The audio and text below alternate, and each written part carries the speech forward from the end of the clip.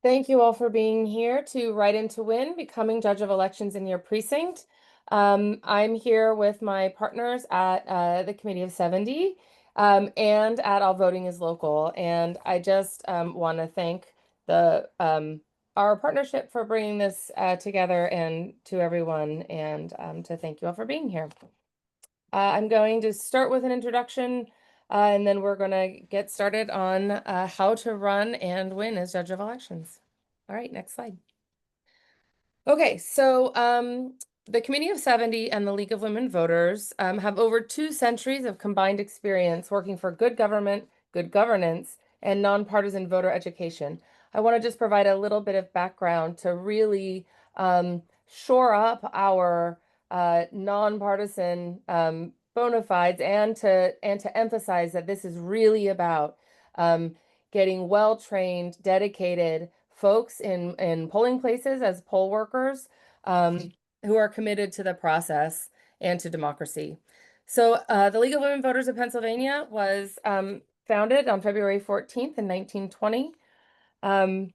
When the 19th Amendment was ratified in August 1920, the Pennsylvania League of Women Citizens actually officially became the Pennsylvania League of Women Voters. So the League of Women Citizens in Pennsylvania had been around prior to the inception of the League of Women Voters. On September 25th, 1920, the League celebrated in Philadelphia's Independence Square, where the Justice Bell was unchained and rung to mark women's enfranchisement. There's some very cool images of that Justice Bell tour in various historical locations. And since then, the League of Women Voters of Pennsylvania has carried forward with this legacy. Our goal is to empower voters and defend democracy and work to expand participation in every generation and across the Commonwealth. The Committee of 70 dates its history back. In 1904, Lincoln Steffens called Philadelphia the worst governed city in America. And business and civic leaders, including Strawbridge and Fels, who some of you might know, formed the Committee of 70 to fight corruption.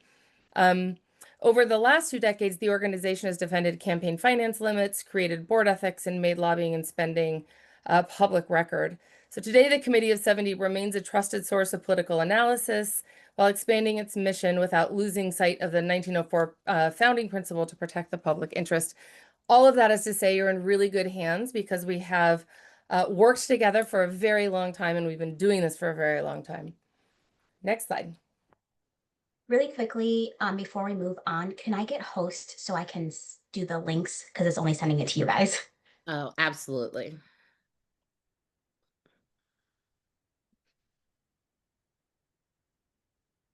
I'll just make you host.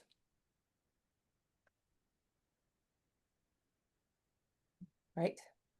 All right. So the goal for today's session is pretty straightforward. The session will explain the roles, the qualifications, and the pathways for running for elected office as judge of elections.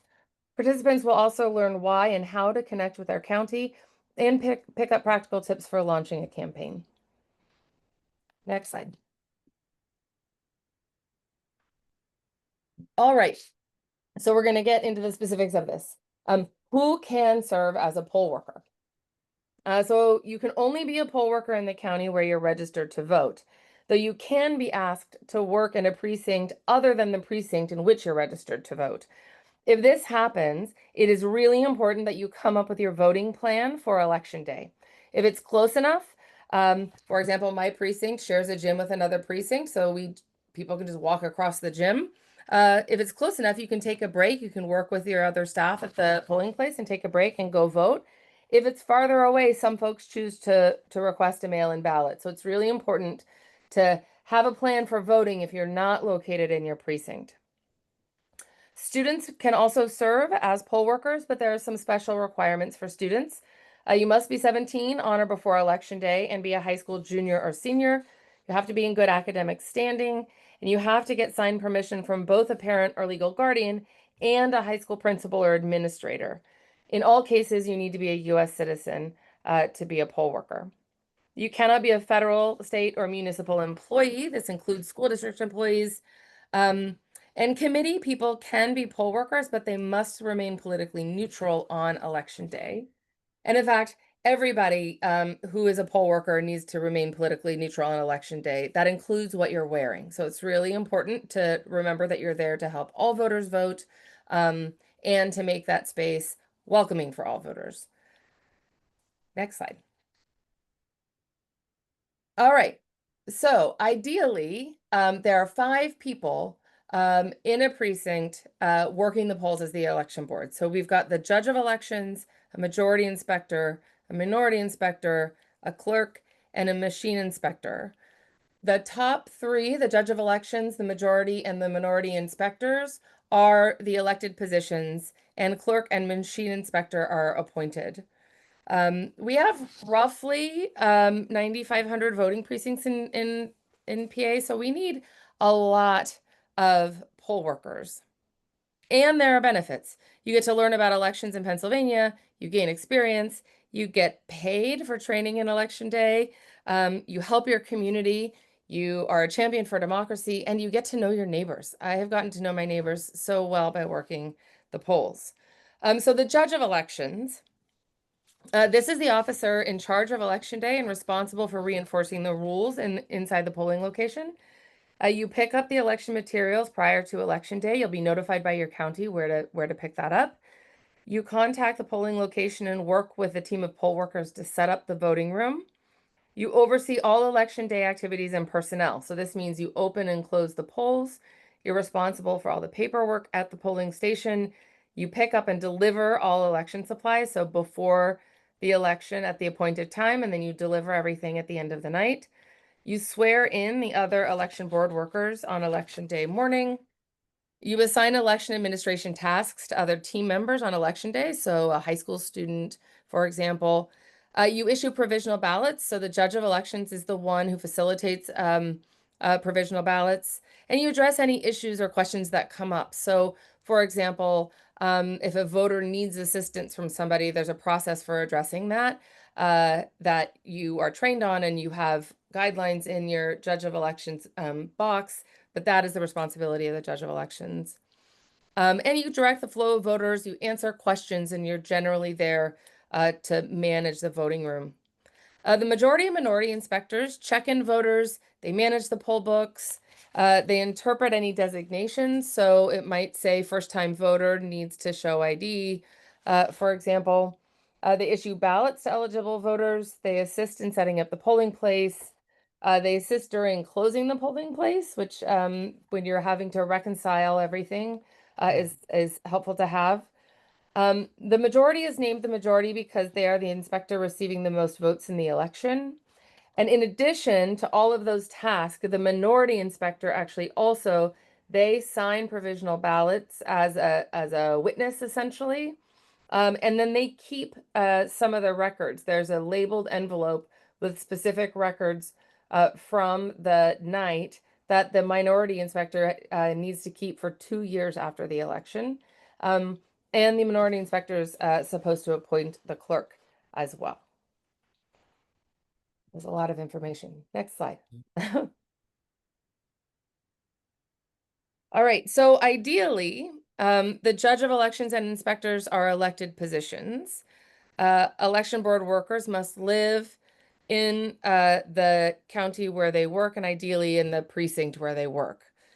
In reality, there are legal practices to fill vacancies. And like I said, we have thousands of vacancies of poll workers and elected positions across the Commonwealth.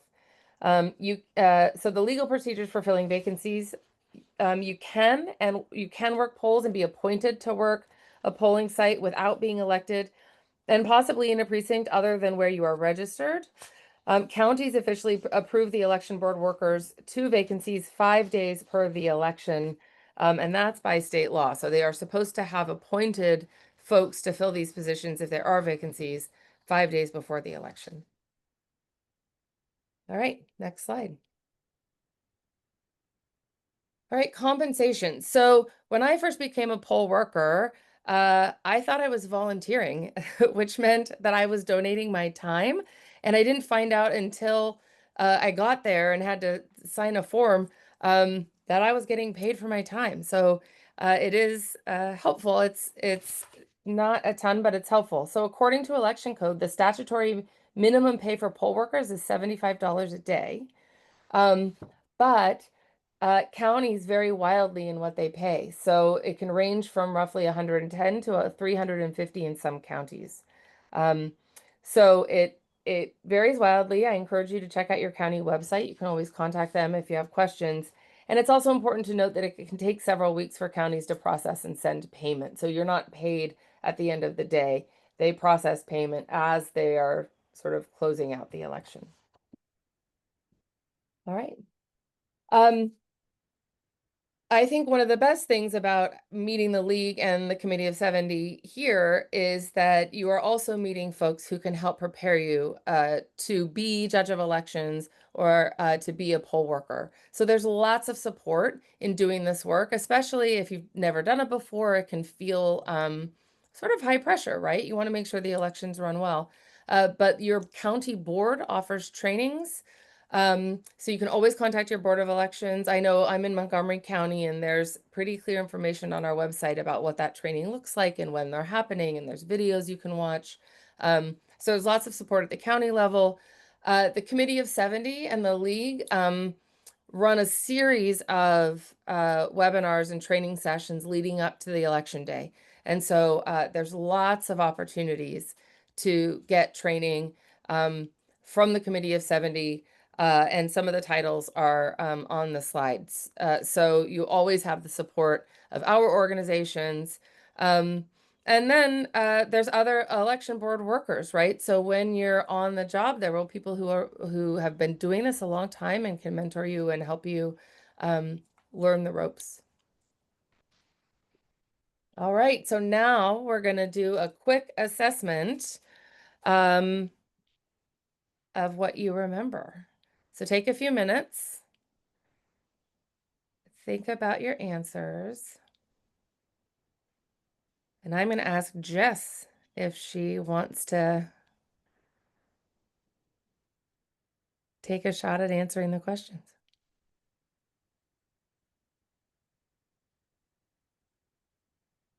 On the spot. Okay. So who oversees all election day activities and personnel? The judge of election? That is correct. Ding, ding, ding, ding, ding, ding, ding. Who manages poll books and issues ballots to eligible voters? Is it the majority inspector? Yep, the majority and minority inspectors. And that means that both the clerk and the machine inspectors are not elected positions. So the judge of elections, the majority and minority inspectors are elected positions, and the clerk and the machine inspectors are not elected positions. And you can volunteer to sign up to be a poll worker for the non-elected positions. And Jessica just dropped a link in the chat for that. But now I'm going to throw it to Tanisha. Unless, are there any questions in the chat, Jess, that we want to get to before we move on to the next section? No, you guys got invited to something, but otherwise, no. I think everyone is keep staying alert, and you guys are doing a great job. There are no questions yet. Great. All right, then, Tanisha, you can take it away. Awesome. Thank you again for having me. My name is Tanisha Beju. I'm from Committee of 70. Like Amy, I also have experience as a poll worker, and I have experience as a judge of election in both formats that I'm going to be talking about, the qualifications to run. So judges of election and inspectors at first are elected.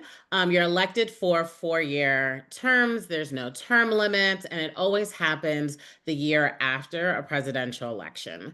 So to qualify to run for this elected board position, you do need to be at least 18. So as Amy had mentioned, students who are 17 years old are able to be a poll worker. We highly encourage that.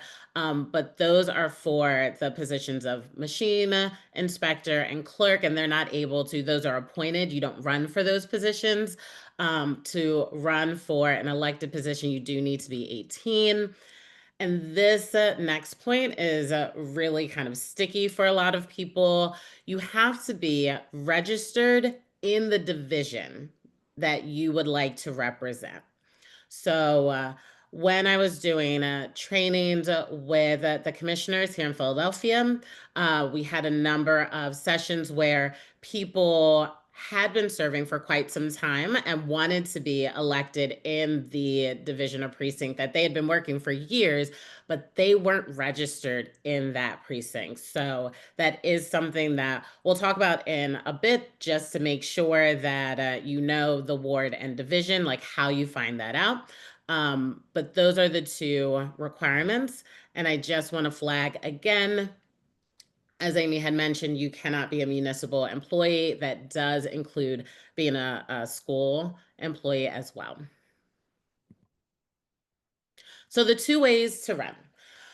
For to be on the actual ballot and have your name printed, that is when you are an official candidate. That happens in the spring, so that your name would appear as a Democratic candidate or a Republican candidate on the primary ballot. So you would have filled out a nomination petition. You would have talked to your neighbors. You might have already done that for some of your neighbors. That might be how you learned that you could be elected to be a poll worker. So that process happens every 4 years in the spring. People who would like to be on the primary ballot, they follow a nomination process. But that's not the only way that you can become elected. The other way that you can become elected is to be a write-in candidate. So that's why you're here. What that's going to look like. So again, I'm in Philadelphia, and this is a mock-up of what our ballot might look like. So if you are voting on the machine, you would see somewhere towards the bottom, judge of election and inspector of election.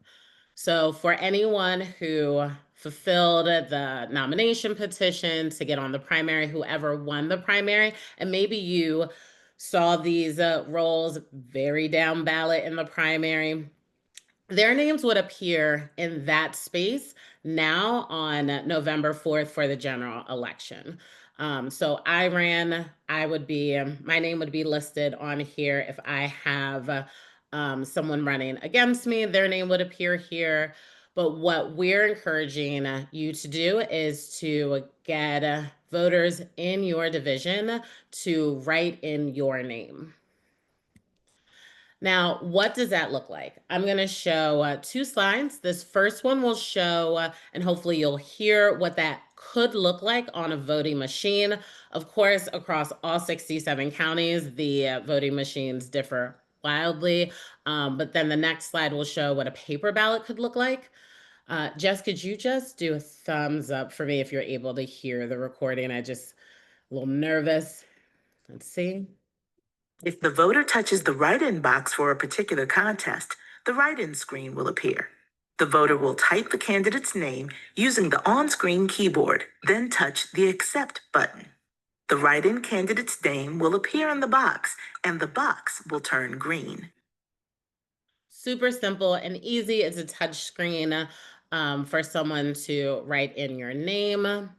And then for a paper ballot, this is a sample ballot from the municipal primary for Delaware County. So it looks somewhat similar. I just wanted to call out that this is not a sample for their general election. But you would still see under judge of election, inspector of election, someone's name, possibly if someone decided to run during the primary. And then what you would be encouraging people to do is to handwrite your name and to fill in that box on the side. So for both versions of writing in your name, people will definitely need to know what role you are running for, if you're running for judge of election or inspector, and then the proper spelling of your name.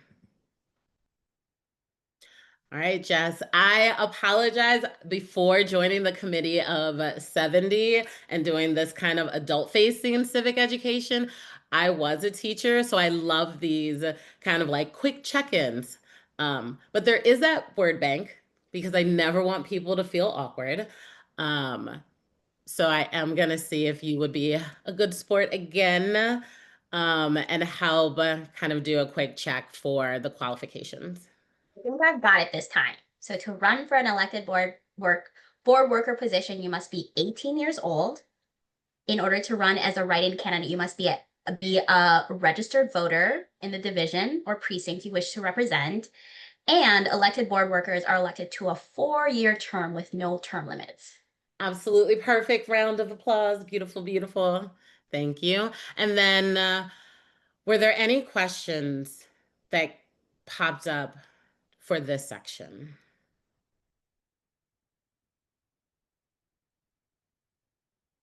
Oh, no. Okay, sorry. Oh, but we do have a raised hand.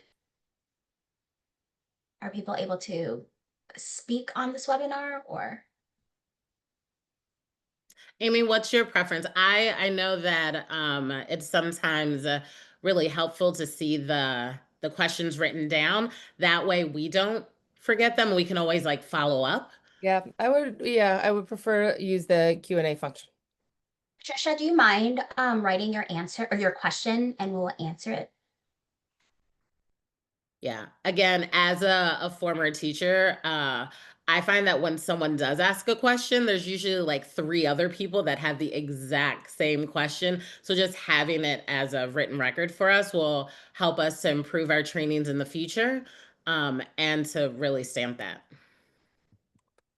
So the question I see is, can I run without having been a poll worker before, or is it recommended to be a poll worker first for a while? But Tanisha, why don't you start and then I'll jump in. Yeah. So with my journey to being a poll worker, I was appointed as judge of election for the fall election, the general of 2020. So it was a very hectic time. And it was definitely a necessity since the person who had the role before just really didn't feel comfortable during the pandemic, to be in person. And so I think while it does feel really daunting to be in that role for the very first time, and Philadelphia was also like getting a new machine, I think that there's so much material between the league's wonderful resources, your county has amazing resources.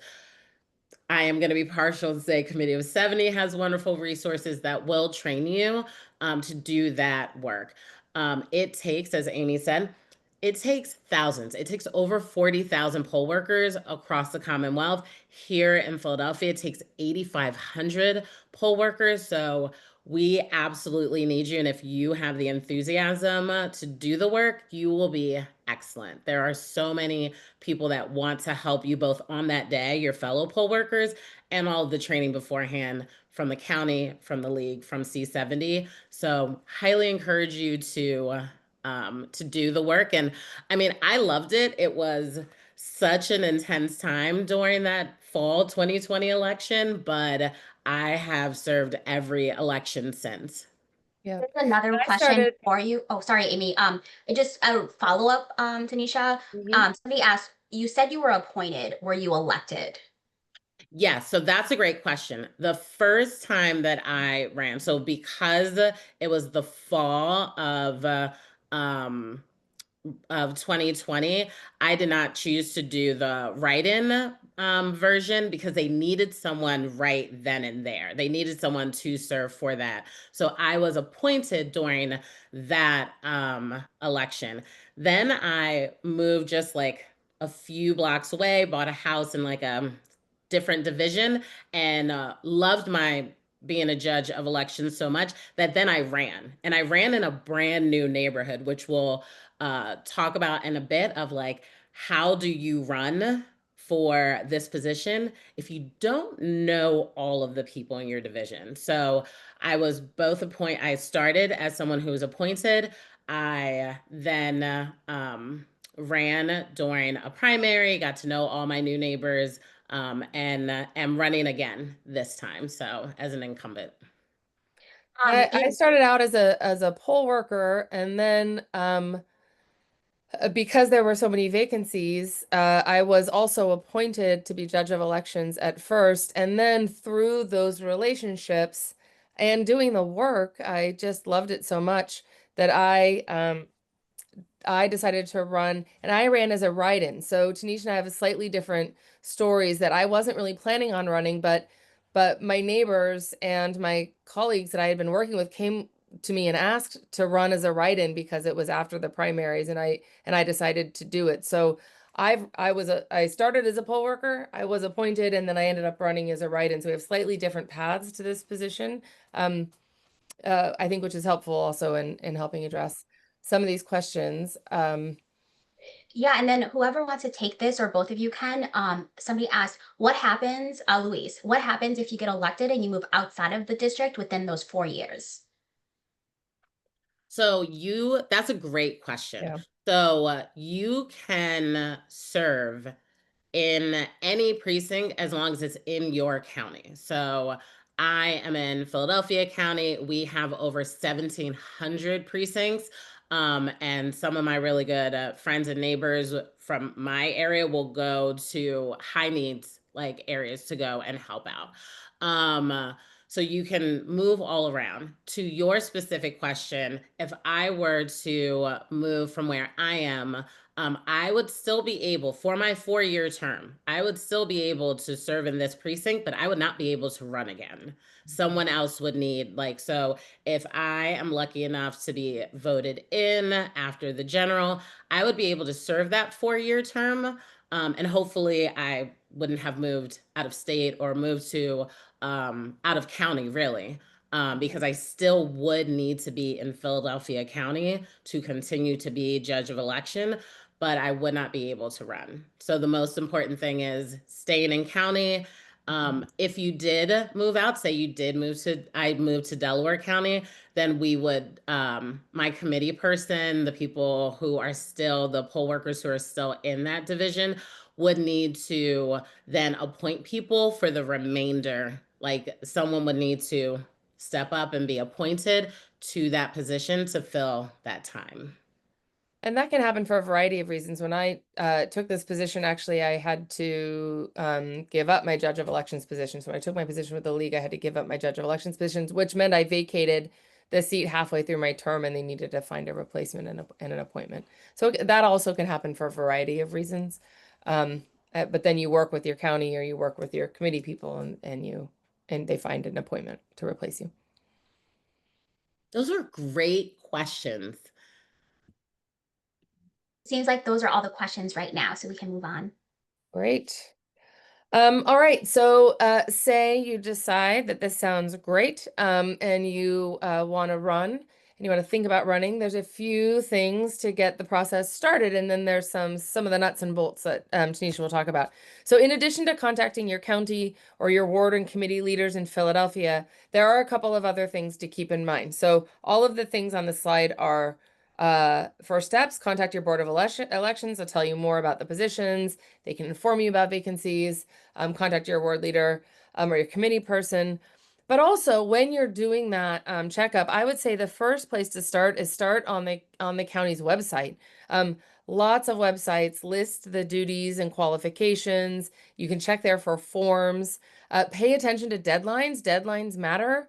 And so check the website there. If you have any questions, make sure you call the county office. This is particularly true if you're going through the primary nomination process. There are nominating petitions, there are filing deadlines, withdrawal deadlines that are set by the state election calendar. So you need to pay attention to those. And then just pay attention to the timing of the trainings and support. So like we've said, counties typically provide training for judges of elections and inspectors and poll workers. So you can ask your county board of elections what resources are available to you as you start preparing to run and as you start thinking about serving as judge of elections for 4 years. All right, so the first thing you want to do is contact your county office and inform them about your candidacy. Like I said, you want to tell them your intent, that you're running as a write-in, specifically in the office and precinct. Again, make sure that there are there aren't any deadlines that you need to know about or any cutoff dates for submitting write-in declarations. So your name can be preloaded into the election system. You want to, so there are some optional forms. You can request a local write-in candidate declaration and talk about how to submit it.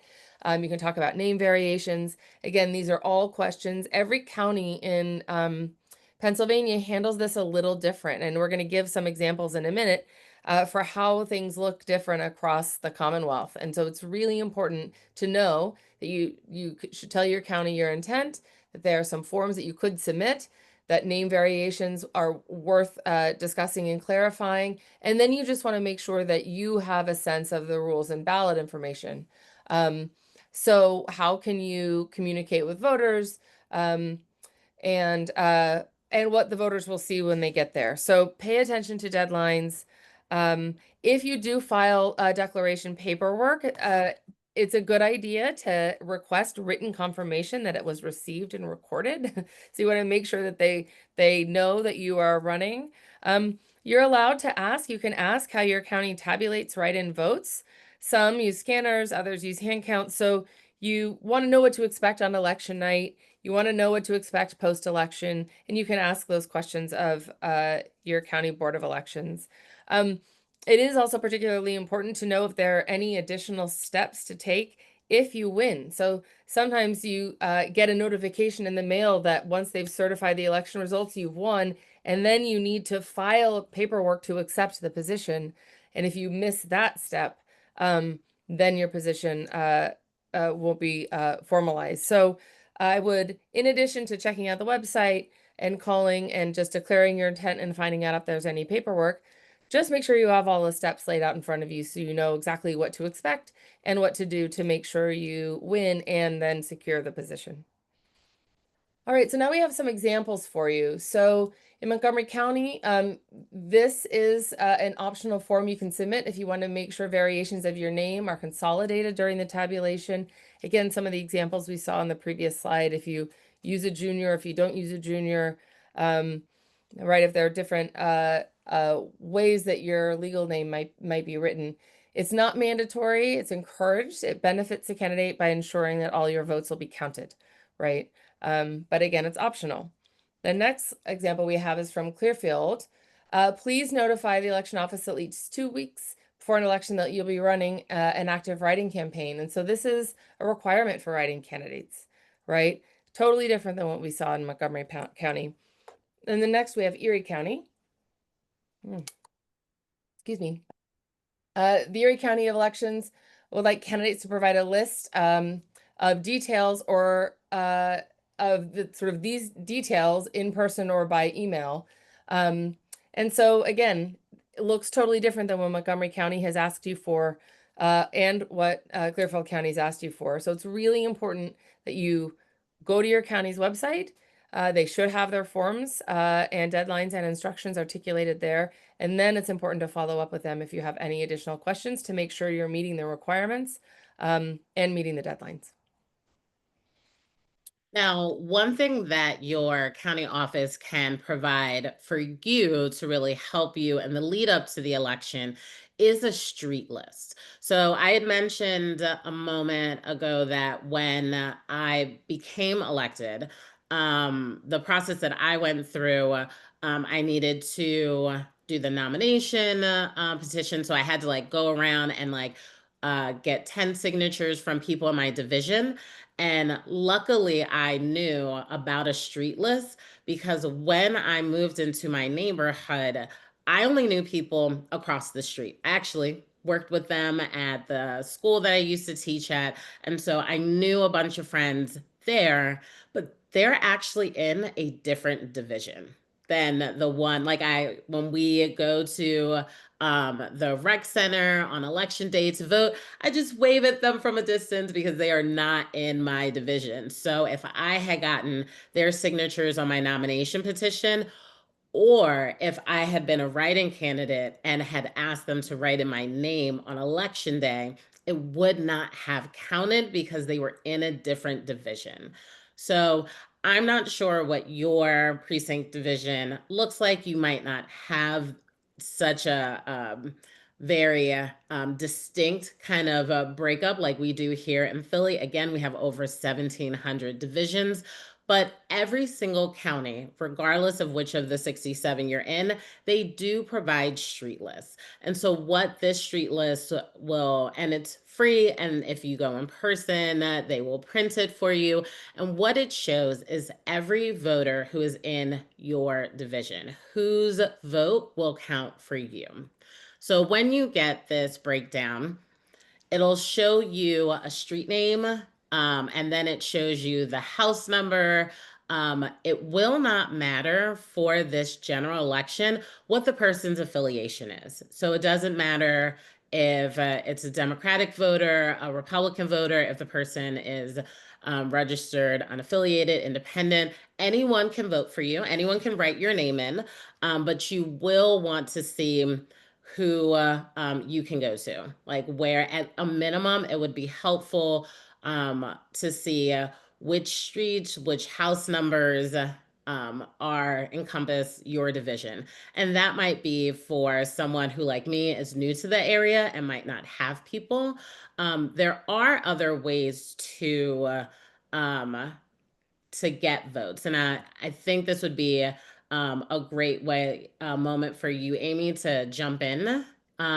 If someone doesn't want to do the street list, how else might they be able to get people to write their names in? Yeah, so again, I found my way to the judge of elections through relationships I had built in my neighborhood and by volunteering leading up to that. So when I was asked to run as a write-in candidate, I sort of without the access to this sort of information and time to do it, what can you do? So I told all of my friends in the area. I actually printed out uh, little slips just for my neighborhood, right? I mean, it's important to know that in the general election, you just need one more vote to win than the other person. And if no one's running against you, that means you need one vote to win in the general election. And so I printed out, I'm running for judge of the election, I'm your neighbor. And I distributed it just in my little neighborhood walking around. And like I said, I told my friends who were in my precinct, other neighbors. Uh, and it's funny how that was actually when I started getting a real sense of the precinct boundaries, because I told a friend who lives very close to me, you get to vote for me. And they said, no, I can't.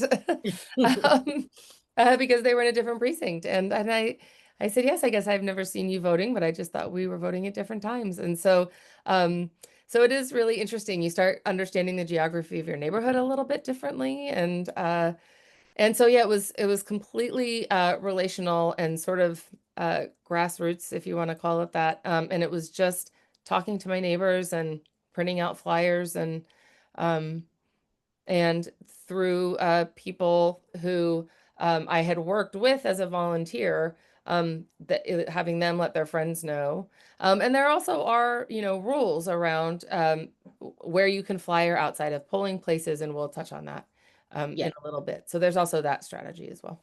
Could I? So I think it's, oh, I'm so sorry.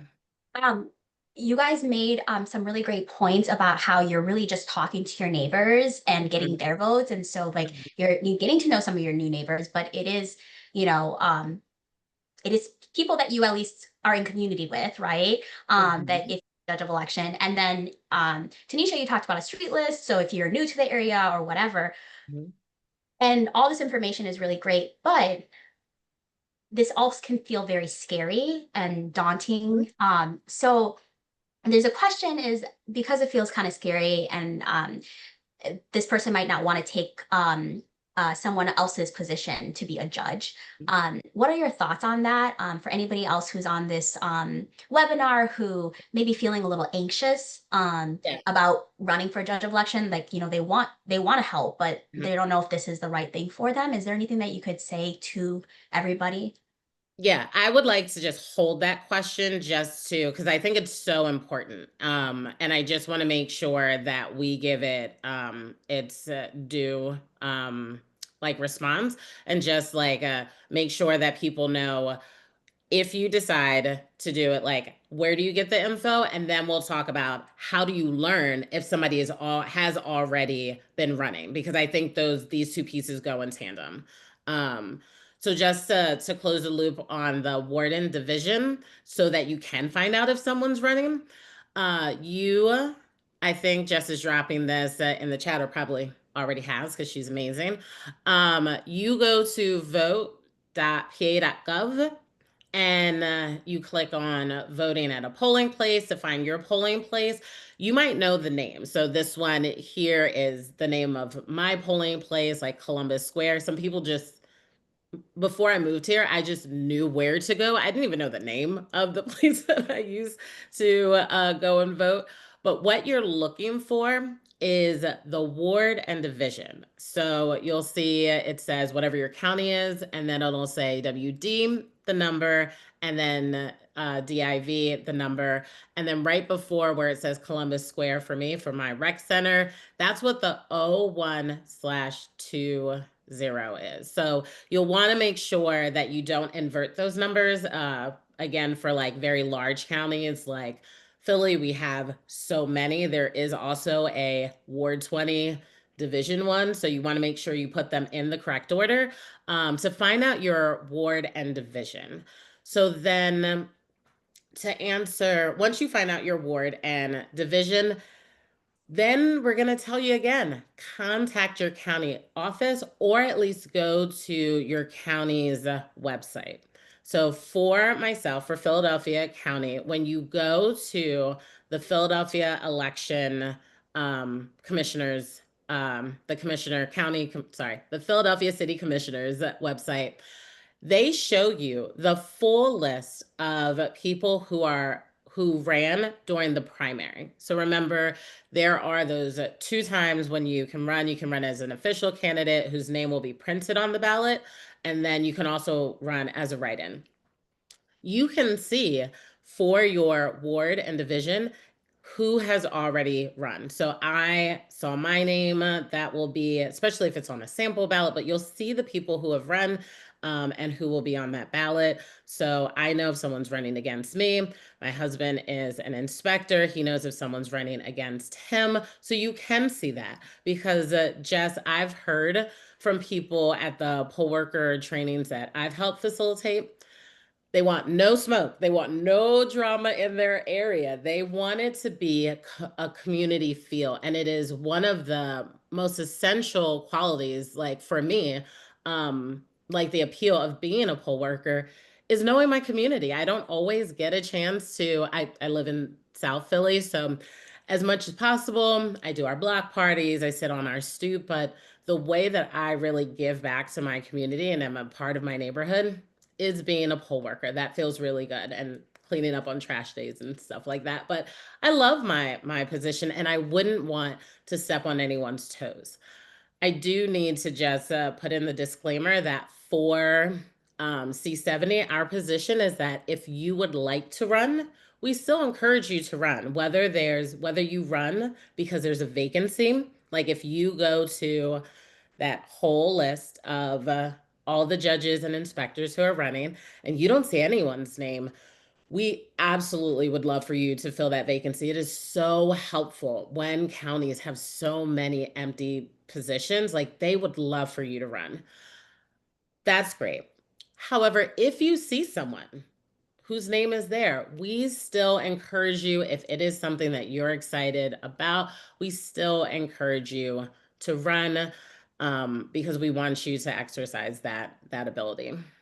What would you say, Amy, in your experience? Yeah, I mean, again, I'm reflecting on this. It feels scary. In my experience, it didn't feel scary at all because there was nobody else running. It was a real service that I was doing, and there was somebody who had been appointed to my position, but wasn't from a precinct. And so I said, I'm like, is this okay? Like, do you still want this? And he said, oh my gosh, it is so much better for our polling places to have elected judges of elections from the precinct. Please run. And so it is also the case that people who are doing this work are I think in general wanting the best for their polling place. And so always, if you're interested in running, I would say run. And there are so many resources to make it feel manageable and not at all scary. I would also say that we run and we step up if we're feeling called or led to do that. And doing that, sort of regardless of outcome, exercises the muscle of civic engagement. And so I think every time we show up at a county council meeting or a commissioners meeting, or we write a letter to the editor, or we talk to a friend about an issue, or we show up at a school board meeting, or we throw our hat in the ring, like every time we do that, it feels less scary. And so it's really it's a valuable experience to do. And third, I would say it does get you to know your neighbors. It builds community. And I have to say, we need work at building our community right now. And so anybody who is interested in going out and getting to know their neighbors, whether you win or not, that's the work that needs to be done at the really local level, is building that trust and building community among the folks that we live with. And so for all of those reasons, even if it feels a little scary, know you have support. And even if you might not win because there's a competitor, right? You've exercised the muscle and you've gotten to know your neighbors. And so I think it's all valuable work. Absolutely great. Love that. So, okay, we've convinced you. You're convinced. You're gonna go and do it. Some tips. If you are like I was when I first was elected, new to the area, and you're like, what time should I go out? I also really love like a script. I love like rules and a checklist to help me feel a little bit more confident. I chose to go out late weekend morning just to like chat with people. So it's kind of hard, like whatever time is best for your neighborhood. I know that knocking on doors or, answering doors is not as common as it used to be. So, we just suggest that you find a good time when you think people will be home. Usually at 10, 11 might be a good time. When you introduce yourself, so you've got your time that you're going to walk around and chat with some people, I found it was helpful to say, hi, I'm your neighbor, Tanisha. I'm just a couple of houses down at 1234. And then that way, people are less likely to kind of be a bit brusque when they know you're a neighbor and not just a solicitor. And then keeping it short and to the point of what the ask is and being very clear about the ask. Reminding people, as I'm sure you're aware, the election is coming up November 4th. There's actually a poll worker position that I'd really like to be elected to, and I was hoping you could write in my name and then saying what the position is.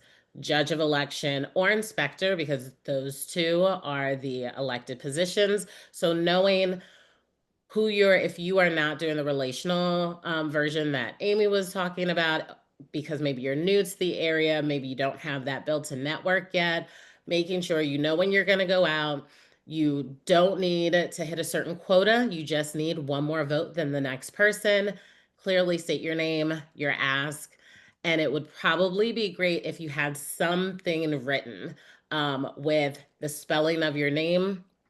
I know my last name has tripped people up for every single graduation, including 2 graduate school graduations. No one has gotten these 5 little letters right. So I would probably write this one very big with my last name and say for judge of election. So you want to make sure that people have the spelling of your name. They know what your position is for. And then just as like there's stipulation for every county that after $250 worth of materials or spending, you have to declare it. I don't know what type of papering you're going to do in your neighborhood, but just in case, it's always great to just put paid for by. You can even do this just on index cards, just to have someone know your name and the position, because they are going to write it in, and that does need to be assessed by the county. The county will be looking at all the different variations. It's okay if someone leaves a letter off or such, but you really ideally want them to spell your name correctly. Is there anything else that you would add to this piece, Amy, since this piece is so important for writing in? Yeah, I mean, I don't think so. I think it is just name and spelling. And so having it, I mean, I think my name is pretty easy to spell and say, but I get all sorts of pronunciations as well. Mhm. Windstorm is a popular one. And so, yeah, I'd say, name and spelling, the position you're running for, and even just if you are going around the neighborhood and talking, just a quick little blurb about the position, right? So Mhm. many folks don't know that these are elected positions. They don't know what they do. And so you could also really take it as an opportunity to help educate your neighbors about here's a one sentence Mhm. about what the judge of election does. And did you know you have the power to elect this person as a voter in this precinct? And I'm asking for your vote. We also know from the literature, I'm a political scientist by training, that the number one thing that gets people to the polls is being asked.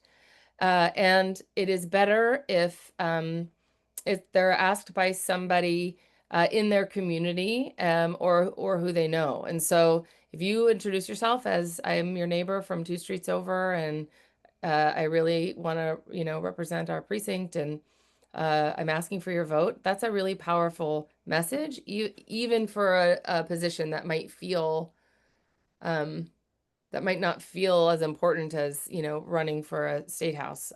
And so yeah, I'd say you can keep it short and sweet.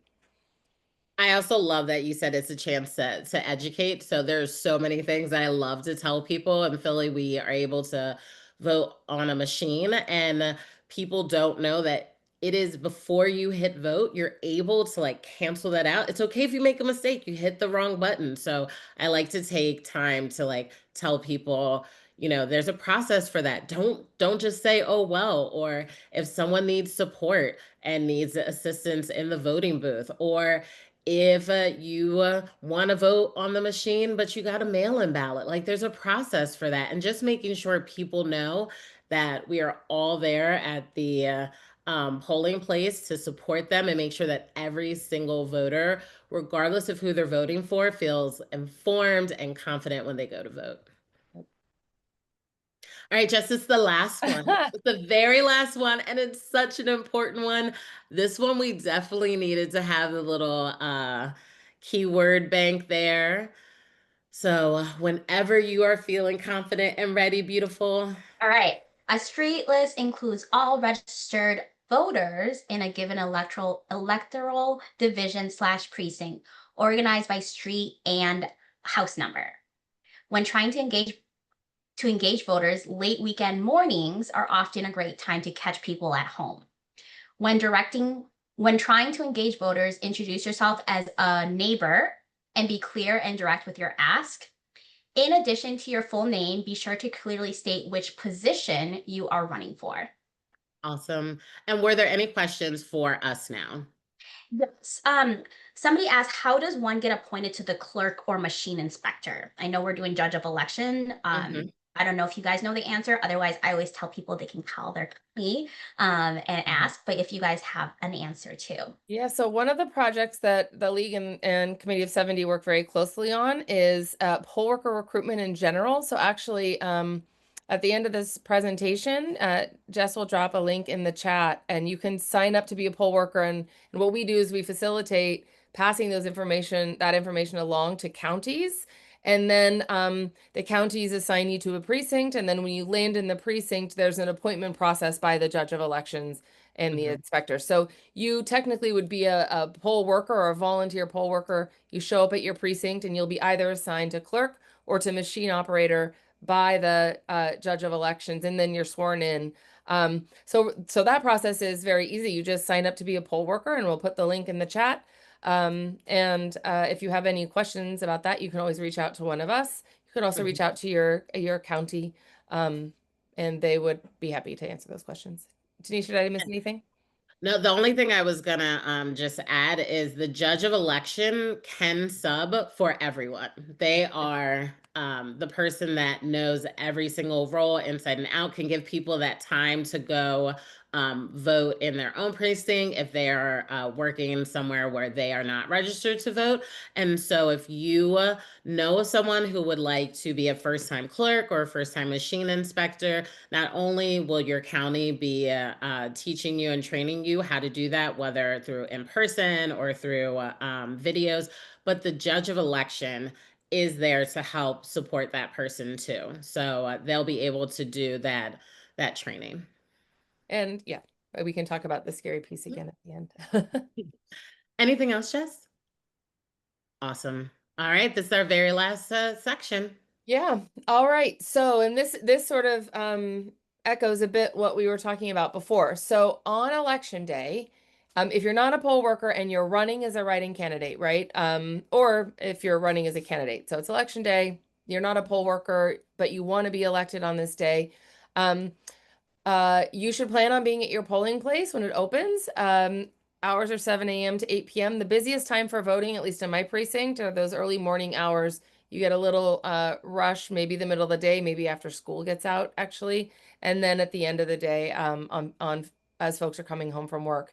And so, if you want to do some of that relationship building and that the relational asking for votes, those are the times to be there. I would say morning, midday, after school, and in the evenings. Obviously, if you are working, I would pick the days that or times that work for you. If you handouts are fine to bring to the polling place. You can have sample literature to hand out to voters. Again, I clearly identify your name, how to spell it, and what position you're running for. You can include a few bullet points about the position, about why you care, about running for this position.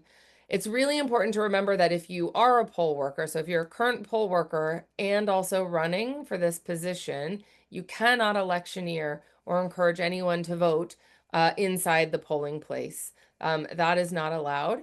You could ask a friend or family member to stand outside of the polling place, following the distance guidelines to distribute handouts or note cards with your name and position.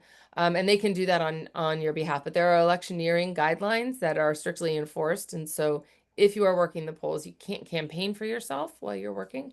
But certainly a friend or a family member or a kid, anybody who can represent you outside is certainly free to do that. All right. All right, so after the polls close, unofficial results are usually posted, and you're required to post where I live the machine tape, and then the counties will report unofficial results. But the judge of elections is the one responsible for getting those results to the county.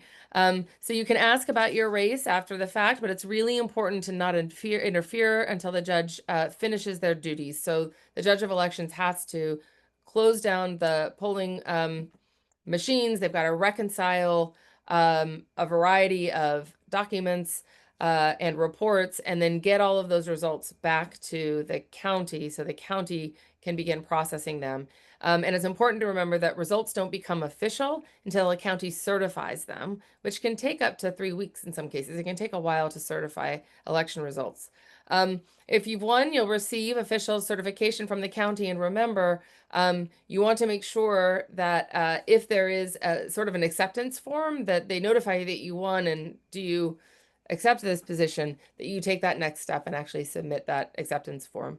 So you will be able to get the unofficial results pretty quickly. You will not get your official notification or appointment until the votes are certified. And then there's any follow-up steps that you have to take. And that's it. We can continue answering questions. Thank you very much for listening to us. I hope we've inspired you to run. Tanisha, do you have any final thoughts? Just want to echo how you said that, even if it does feel a little daunting, it is a civic muscle that we all should be exercising. I am so grateful. I was so nervous the first time that I served, and then I was nervous running. And now I can't imagine not being in this position, and I'm excited for another 4 years. So definitely want to encourage you to, whether it's for yourself or someone you know who would be really great in this role. It's a wonderful way to meet your neighbors and totally worth the couple hours that you'll Yeah. spend. And there's also a community of folks who are really dedicated to this work that you find when you start doing this kind of volunteer work. And I love the judge of elections in my precinct that's next door to mine. And I see him walking his dog in my neighborhood, and now we're friends. And Mhm. I miss this job so much. I went and hung out at the polling place for a couple of hours on election day. We love people like you who do that, because I sometimes just it is slow and it it's is like, slow. And so mhm. it's a wonderful, wonderful community to and so you're not alone if it feels a little scary. You're falling into a community. Yeah, And you get to, also it's the I'm sorry. fact that, the thing that I also loved about this job, which was an unintended consequence for me, or an unexpected learning opportunity for me, is that it is really pretty remarkable and stunning that we have so many people who show up on election day to make our elections work. And Mhm. it's sort of like it gives you a little hope and a little pride, and you feel really, it's pretty shocking in some ways. You're like, oh my gosh, thousands of people are turning out and working on this day to make sure our democracy works for us. And it's really cool to be a part of that. So um, Yeah. for that reason alone, I think it's a good thing to do. That's exactly where I was gonna just end with. You feel so much more secure in the integrity of our elections when you learn all of the rules and hoops that go in to securing our vote. I think it is such a wonderful experience for everyone to have. At least once. That's why we really encourage you to let 17-year-olds know that they can participate in the process, because you really learn how many safeguards there are. Jess, were there any final questions for us? I answered it, but I can also read it out loud. Somebody just asked that the training happens after somebody wins, and I said yes. Mm-hmm. And we should flag for folks that the training happens for all poll workers. So even Mm-hmm. if you sign up to be a poll worker, to be a clerk or a machine inspector, you can go to poll worker training too. So it's not just for the elected positions or just for judge of elections. That counties work really hard to make sure that everybody in that polling place has a sense of what they're doing there, and how best to do their job. I'm going to go ahead and stop the share. Amy, thank you so much for inviting me to participate. This has been really great. I loved some of those questions, and am going to kind of put some more of those, our answers, just in our speaker notes for the future. So thank you to everyone who participated and asked really thoughtful questions. Thank you. Have a good night. Thank you for joining us. This was great, Tanisha and Jess. Thank you. All right. Have a great night, everyone. Bye.